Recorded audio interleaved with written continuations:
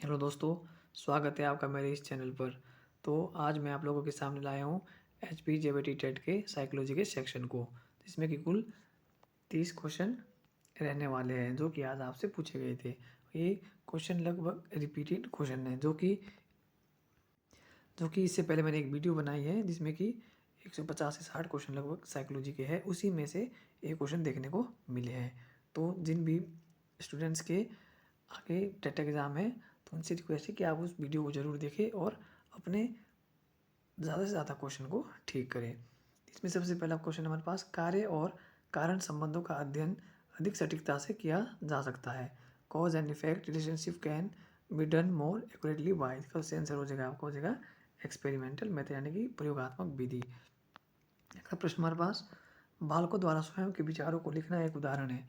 A child writing down his on thoughts is an example of. जब कोई बच्चा अपने विचारों को लिखने की कोशिश करता है तो क्या है, खुद को पहचानने की कोशिश करता है। तो उसका सही आंसर हो जाएगा आपका वो हो जाएगा आत्म पहचान यानी कि सेल्फ रिकॉग्निशन। अगला प्रश्न हमारे पास, विकास का प्रारंभ कब से शुरू होता है। जो आपका विकास है वो गर्भधान से शुरू होकर मृत्यु तक चलता है, यानी कि गर्भ से मृत्यु तक। और जो आपका ग्रोथ है वो आपका गर्भ से एक मैच्योर अवस्था तक चलता है।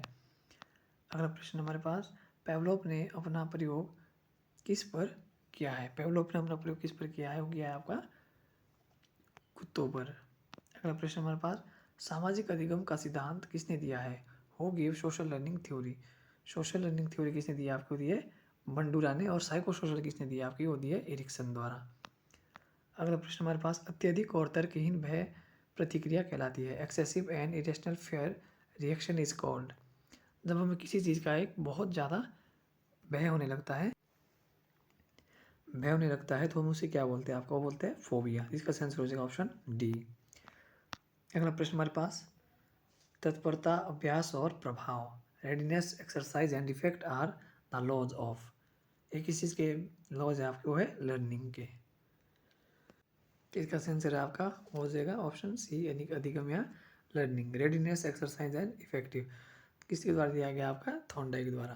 अगला प्रश्न हमारे पास, मैस्लो के अपने अभिप्रेरणा के सिद्धांत में सबसे ऊपर किस आवश्यकता को रखा गया है। सबसे पहले हम पता होना चाहिए कि which need has be placed at the top of hierarchy theory of Maslow. Hierarchy theory किसकी, आपकी मैस्लो की।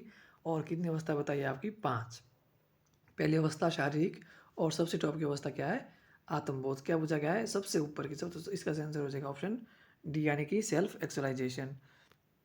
अगला प्रश्न हमारे पास, जब पहले की सीखी हुई सामग्री नए सीखने में बाधा उत्पन्न करे। क्या बोलता है कि पहले की जो सीखी हुई सामग्री है नए सीखने में बाधा उत्पन्न करे। बाधा उत्पन्न करे उसे अधिगम का डैश अंधकरण कहेंगे। If previous learn material creates obstruction in new learning, this will be known as dash transformer learning. तो क्या है, हो जाएगा आपका हो जाएगा नेगेटिव, क्योंकि बाधा उत्पन्न करा। अगर सहायक सिद्ध होता है आपके पुराना नॉलेज तो क्या हो जाता है, पॉजिटिव। और अगर ना बाधा डालता और ना उसमें आपका सहायक होता तो क्या होता था, जीरो लर्निंग। तो इसका आंसर हो जाएगा आपका ऑप्शन बी, ऋणात्मक। अगला प्रश्न हमारे पास, क्रिया प्रसूत अनुबंधन किस मनोवैज्ञानिक से संबंधित है। वो है आपका ऑपरेंट कंडीशनिंग किससे संबंधित है आपका, वो है स्किनर से। इसका आंसर हो जाएगा ऑप्शन सी। अगला प्रश्न हमारे पास, रोशार्स का दबाव परीक्षण आकलन किससे संबंधित है। इस क्वेश्चन में डाउट है तो इसको इसलिए हम इस क्वेश्चन को रहने देते हैं और फाइनल आंसर की के अनुसार हम इस क्वेश्चन को देखेंगे। बाकी जो आंसर है वो लगभग सही है आपके सारे। फ्राइड के अनुसार अहम आधारित है। देखो फ्राइड ने 3 टर्म बताइए आपको, ईड, ईगो और सुपर ईगो। जो आपका ईड है वो किस पर आधार है आपका, वो है सुख पर। और ईगो किस पर है, यथार्थ पर यानी कि रियलिटी पर। और जो सुपर ईगो है आपका वो है आइडियल पर। ठीक है, तो यहाँ क्या पूछा गया है कि फ्राइड के अनुसार अहम आधारित है, किस पर आधारित है आपका, वो है यथार्थ पर यानी कि reality principle. According to Freud ego is based on reality principle. अगला प्रश्न हमारे पास, आर्मी बीटा परीक्षण एक परीक्षण है। जो army beta test is a dash test, कौन सा है आपका, वो है नॉन बरेबल। और किसके द्वारा करवाया गया था आपका, वो है यूएसए द्वारा करवाया गया था ये टेस्ट। तो किससे संबंधित था आपका आर्मी बीटा, नॉन बरेबल टेस्ट है। एक बालक की क्रमिक आयु यानी कि क्रोनोलॉजिकल एज कितनी है आपकी 16 और उसकी मानसिक आयु कितनी है 12, उसकी बुद्धि लब्धि कितनी होगी यानी कि IQ कितना होगा। तो आपने देखना है कि सबसे पहले कि मानसिक आयु ऊपर क्या होता है MA/CA, तो इसका आंसर हो जाएगा आपका 12/16 इंटू 100। ठीक है, इसको प्रोसेस करेंगे हम, यहाँ हो जाएगा आपका 300/4 यानी कि 7 चौके 28, फिर बच गए आपके 4, 2 बच गए वापिस, 4 5 20 यानी कि 75 इसका सही आंसर हो जाएगा। अगला है आपका, अगला प्रश्न है आपके पास, भंडारण एक प्रक्रिया, storage is a process of, storage किसका प्रोसेस आपको है मेमोरी का। और कौन कौन से इसमें, पहला है आपका कौन सा, सबसे पहला है हमारे पास एनकोडिंग, फिर दूसरा है स्टोरेज और तीसरा है रिट्राइवल। बुद्धि का संबंध, बुद्धि नहीं है वृद्धि है, सॉरी, वृद्धि इज रिलेटेड टू किसी संबंधित आपका वो है क्वांटिटी से। वृद्धि कहाँ से कहाँ तक चलती है आपकी, वो चलती है गर्भधान से मैच्योर अवस्था तक। ठीक है, जिसको आप नाप सकते हैं और माप सकते हैं। तो क्वालिटी आपकी वो है क्या, डेवलपमेंट से संबंधित। अगला प्रश्न हमारे पास, थॉर्नडाइक के सिद्धांत के अनुसार प्रयासों की संख्या बढ़ने पर त्रुटियों की संख्या डैश हो जाएगी। देखो, हम अगर किसी भी चीज़ का प्रयास ज़्यादा से ज़्यादा करते हैं तो हमारी जो त्रुटियाँ है क्या हो जाएगी, डिक्रीज हो जाएगी। तो इसका सही आंसर हो जाएगा बी यानी कि कम हो जाएगी। अगला प्रश्न हमारे पास, अवधान का बहुत विस्तार होता है, स्पैन ऑफ अटेंशन इज, इसका सही आंसर हो जाएगा आपका हो जाएगा लिमिटेड। अवधान का बहुत विस्तार कैसा होता है, सीमित होता है आपका। अगला प्रश्न हमारे पास, बिल्ली पर प्रयोग किस मनोवैज्ञानिक ने किया है, हु एक्सपेरिमेंटेड ऑन कैट, इसका सही आंसर है आपका वो है थॉर्नडाइक द्वारा। अगला प्रश्न हमारे पास, स्टैनफोर्ड वी ने बुद्धि परीक्षण डैश योग्यता का मापन है।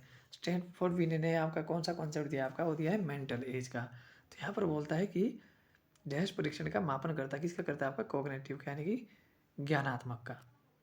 अगला प्रश्न हमारे पास, भूख प्यास और ऑक्सीजन डैश प्रकार के अभिप्रेरक है, hunger thirst and oxygen dash type of motives are, इसका आंसर हो जाएगा आपका हो जाएगा हमारा ऑप्शन बी यानी कि बायोलॉजिकल।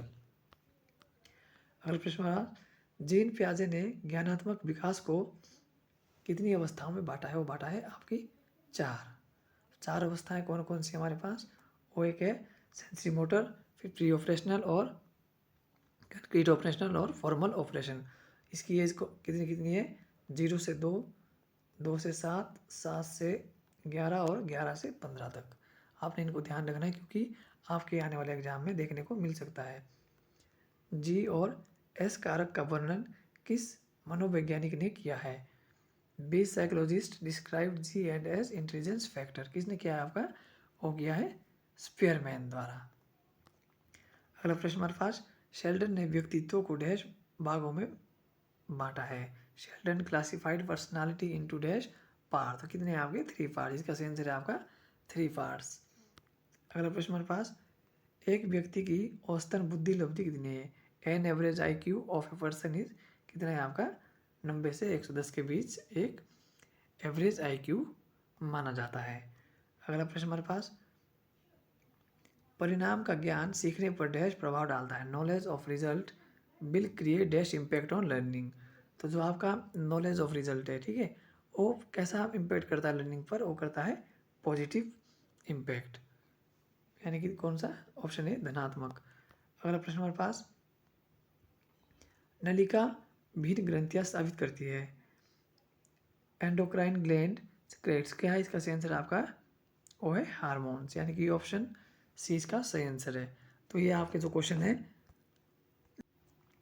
ये जो क्वेश्चन है आपके आज JEE टेट में पूछे गए थे, जो कि लगभग सभी क्वेश्चन आपके प्रीवियस क्वेश्चन से लिए गए हैं। तो आपको ध्यान रखना है कि जितने से सारे मैक्सिमम प्रीवियस क्वेश्चन करने हैं, जो कि मैंने एक अलग से एक वीडियो बनाई है आपकी 40 से 45 मिनट की वीडियो है, जिसमें कि लगभग 150 से ज़्यादा क्वेश्चन है, जो कि आपके टेट एग्ज़ाम के लिए बहुत ज़्यादा इम्पोर्टेंट होने वाले हैं। तो आप उस वीडियो को ज़रूर देखना, क्योंकि आपको उसमें से 15 से 20 क्वेश्चन देखने को मिलने वाले हैं। तो इसमें जो आज के पेपर में है, इसमें भी कम से कम 10 से 15 क्वेश्चन देखने को मिले हैं, जो कि डायरेक्ट लिखे हुए थे। तो वीडियो को अंत तक देखें उस वीडियो को, और अपने दोस्तों में ज़रूर शेयर करें और चैनल को सब्सक्राइब करें। Thanks for watching.